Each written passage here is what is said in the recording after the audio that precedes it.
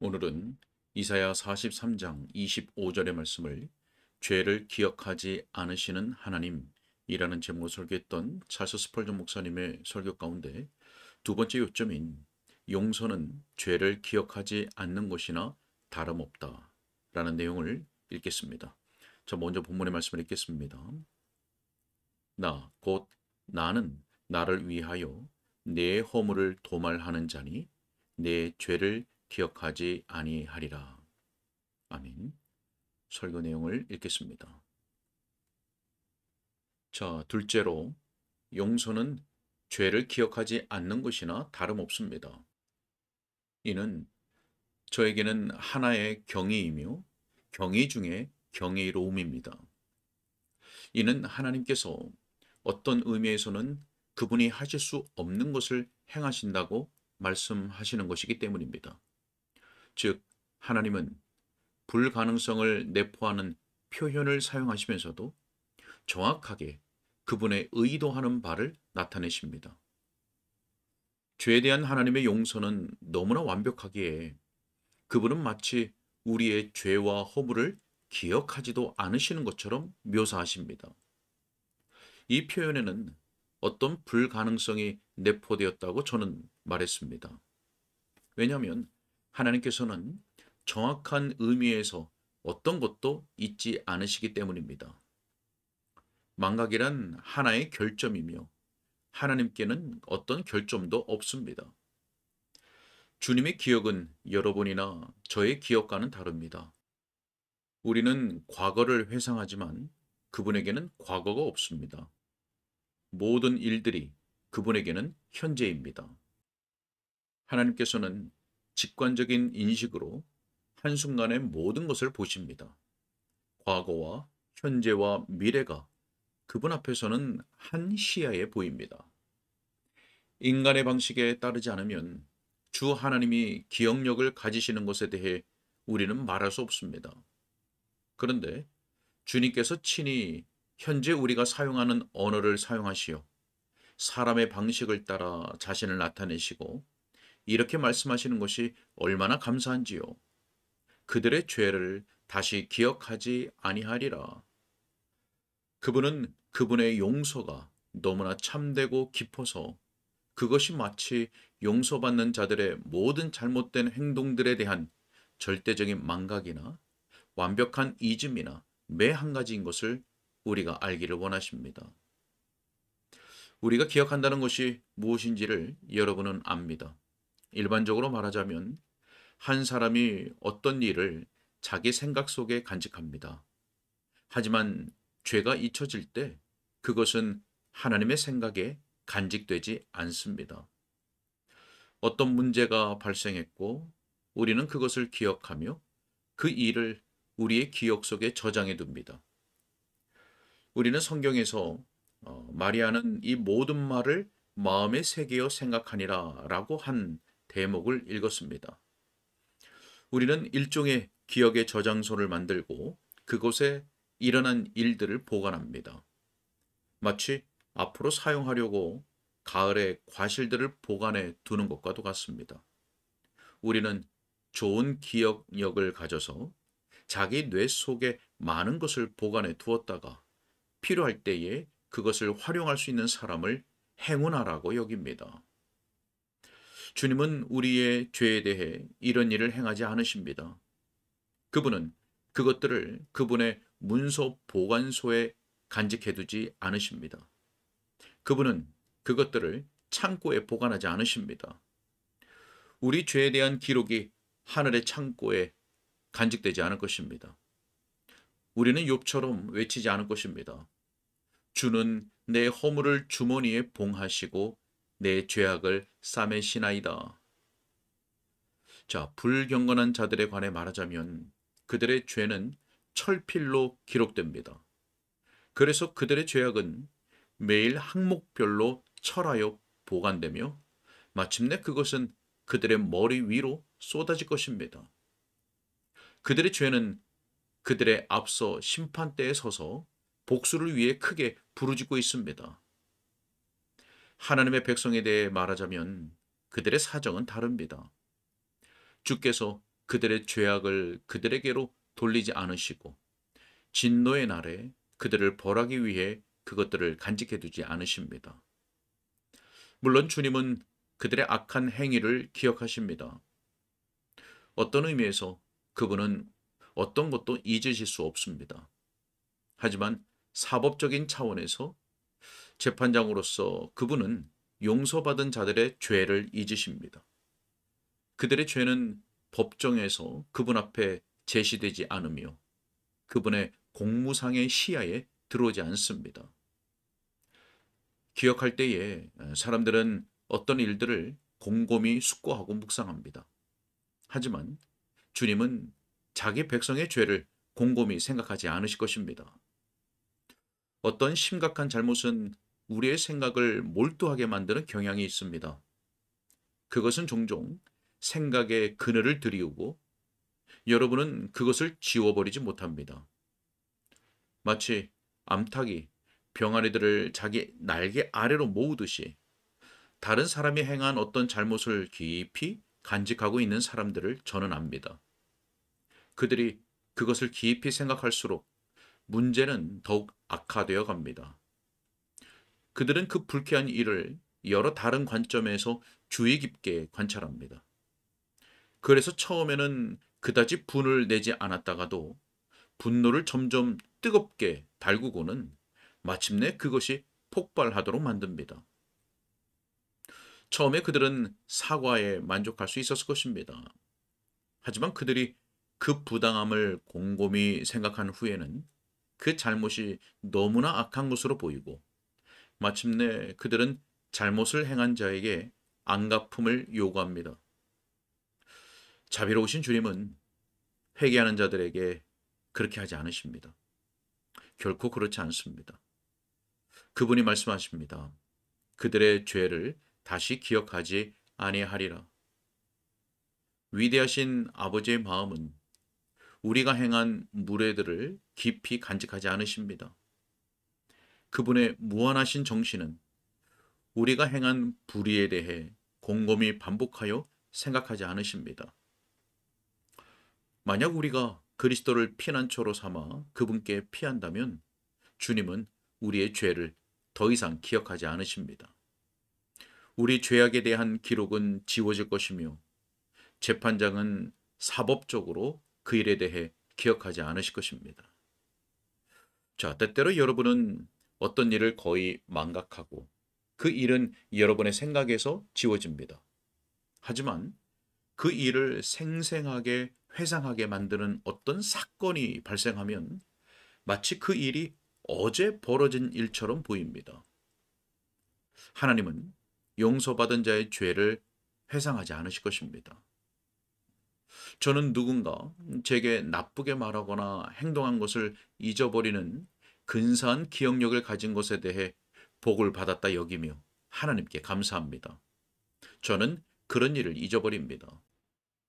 그렇게 하려고 노력하기 때문이 아니라 어쩔 수 없이 잊어버리는 것입니다.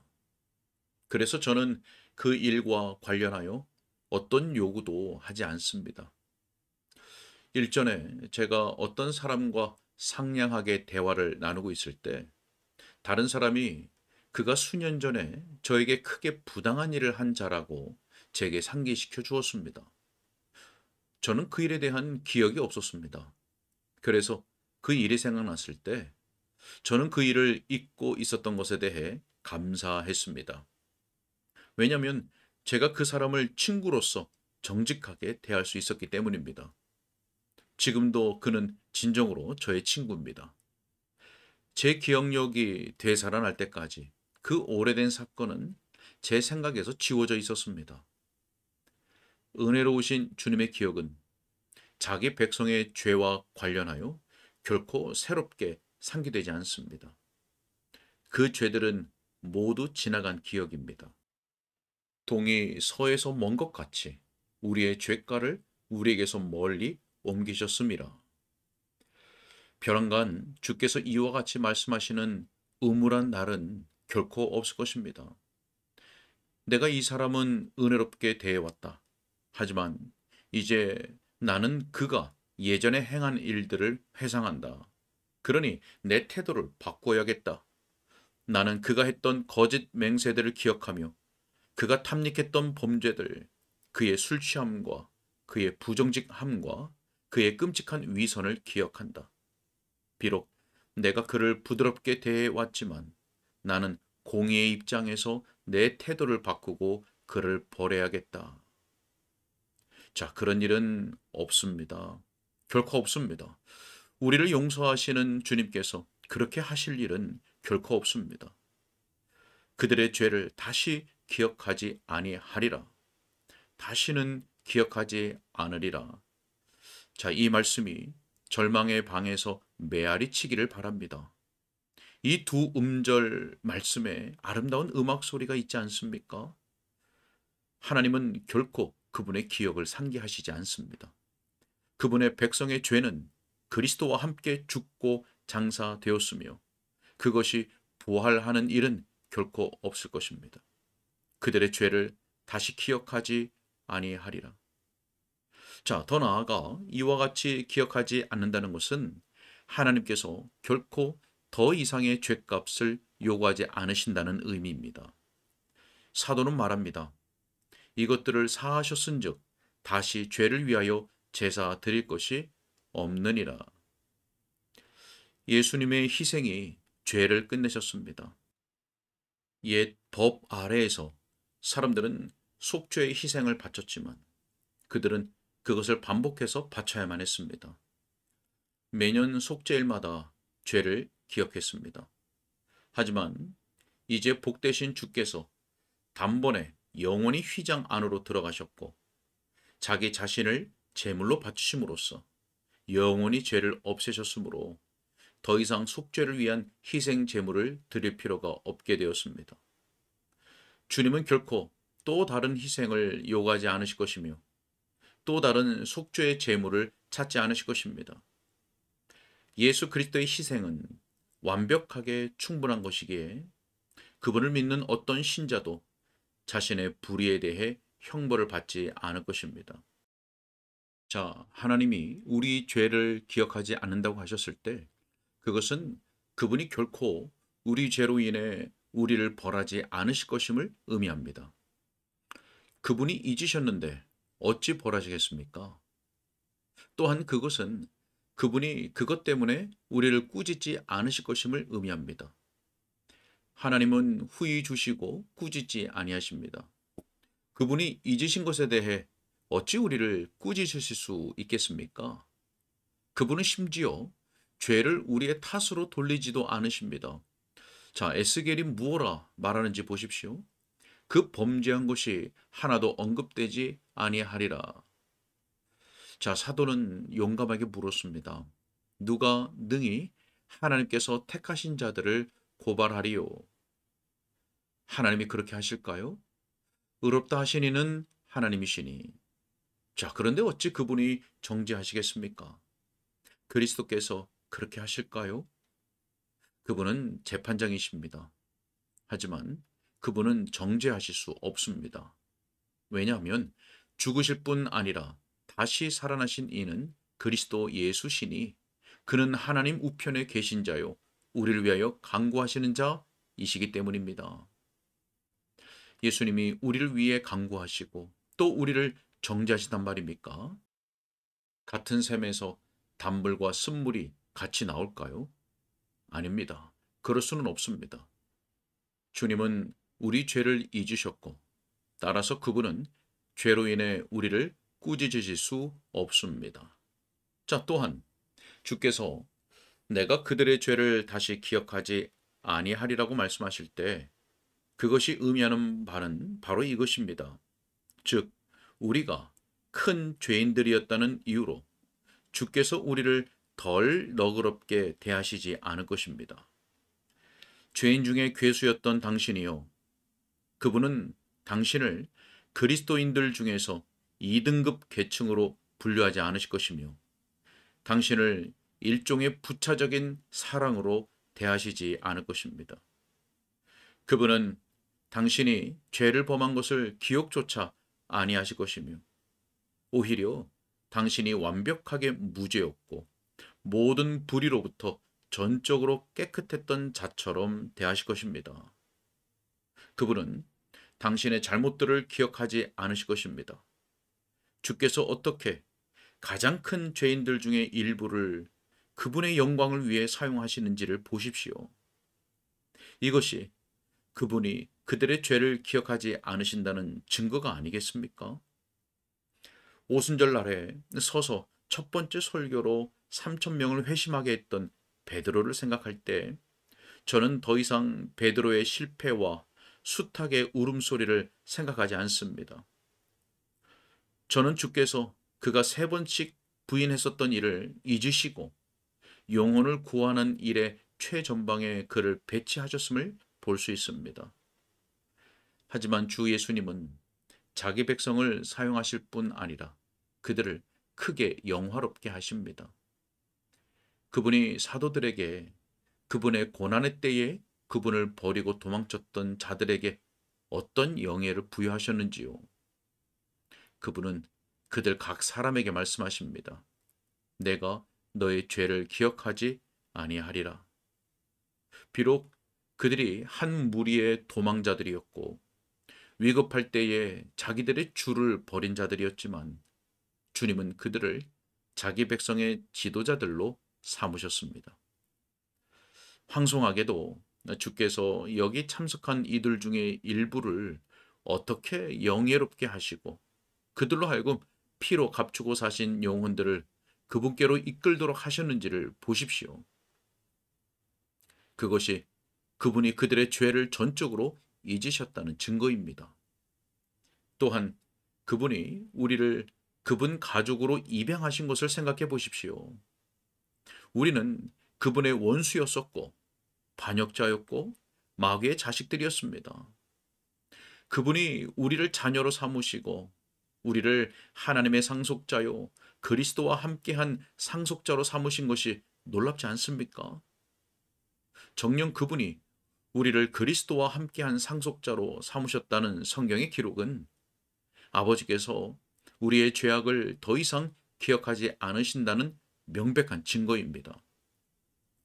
우리의 죄악을 그분의 귀한 아들에게 감당케 하시고 내가 그들을 은혜롭게 받아들이고 그들을 너그러이 사랑하리라고 말씀하시는 것은 놀라운 은혜입니다. 형제들이여, 무한한 사랑이 우리를 그의 사랑하시는 자 안에서 받아들여지도록 했고 그분이 귀하신 것처럼 우리를 귀하게 여김 받도록 했으며 그분 앞에서 존귀하도록 만들었고 그분의 보석 상자의 보석들이 되게 했으며 그분에게 영광의 면류관이 되게 했습니다. 자, 이것이 완전한 용서의 표징이 아니겠습니까? 온 마음으로 그분은 우리를 살피시고 우리를 유익하게 하십니다. 정녕 그분은 우리에게 복을 주시며 우리로 하여금 복이 되게 하십니다. 우리는 땅에서 은혜를 받고 하늘에서는 영광을 얻습니다.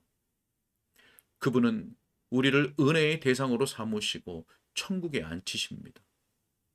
천국 외곽의 열등한 장소나 천국문 뒤편이 아니라 오직 우리를 보좌에 앉으신 예수님과 더불어 앉도록 하십니다. 이는 마치 예수님이 아버지와 함께 그분의 보좌에 앉으시는 것과도 같습니다. 우리는 그분이 계신 곳에 그분과 함께 있을 것이고 그분의 영광을 볼 것이며 영원토록 천국의 귀족이 될 것입니다. 진정 이 모든 것이 그분이 우리의 죄를 완벽하게 사하시고 우리를 전적으로 무죄한 자로 대하신다는 증거입니다. 정녕 성도들은 하나님의 보좌 앞에서 흠이 없습니다. 그들은 어린 양의 피로 그 의복을 씻어 희게 했습니다. 믿는 자의 죄는 더 이상 존재하지 않습니다. 여호와의 말씀이니라. 그날 그때에는 이스라엘의 죄악을 찾을지라도 없겠고 유다의 죄를 찾을지라도 찾아내지 못하리라. 하나님께서 이 설교를 통해 그분의 우는 백성을 위로하시길 바랍니다. 이런 생각이 듭니다. 즉, 만약 제가 죄의식 아래 있을 때 이 주제를 다루는 말씀을 들을 수만 있다면 저는 즉시 자유를 찾을 수 있을 것입니다. 비록 제가 이 회중석에서 보이지 않는 뒷자리에 숨었다 해도 이와 같은 국률에 관해 들을 수만 있다면 저는 즉시 기쁨으로 뛰어오를 것입니다. 어떻게 말해야 할지 모르겠지만 저는 한량없는 은혜가 분명하게 선언되는 것을 들어본 기억이 없습니다. 주께서 가련한 영혼들로 하여금 이 말할 수 없는 은혜를 받아들이게 하시기를 간절히 소망하고 기도합니다. 오십시오. 죄의식을 가진 이여, 당신의 구주의 자비의 은빛 호를 만지십시오. 그분은 용서하실 준비가 되었습니다. 속죄는 이루어졌고 받아들여졌습니다. 구주께서 죽으시고 다시 사셨습니다. 그러므로 그분에게 와서 평화를 누리십시오. 자, 복되신 성령께서 여러분에게 이 화목해 하는 피의 능력을 느끼게 하시길 빕니다. 아멘. 오늘은 여기까지입니다.